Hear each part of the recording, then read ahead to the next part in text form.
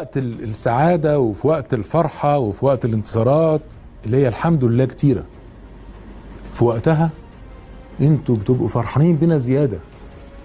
فلما تيجوا كمان بقى في اي اخفاق يحصل، يكون في عتاب، يكون في لوم، احنا لازم نستحمل ده. ما احنا فرحنا بيكم او فرحتونا بيكم وبمشاعركم. طب وبعدين لما يكون في اخفاق، انتوا يكون في لوم، يكون في حزن، يكون في زعل، يجب ان احنا نتحمله، لان هو ده الحياه الطبيعيه. اللعيبه دي اللي موجودين دلوقتي اللي الناس كلها بتلومها، وده من حبهم.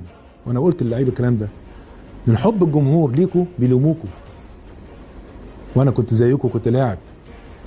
من حب الجمهور ومن دعم الجمهور ليكم بيبقوا حزنين اكتر، لان هم عايزين لكم، شايفينكم افضل من كده بكتير.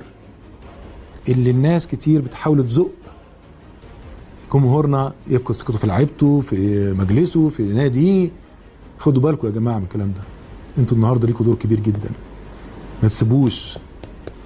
اللي عاوز يهدم انتقد، بس ما تسيبوش اللي عاوز يهدم ناديكم.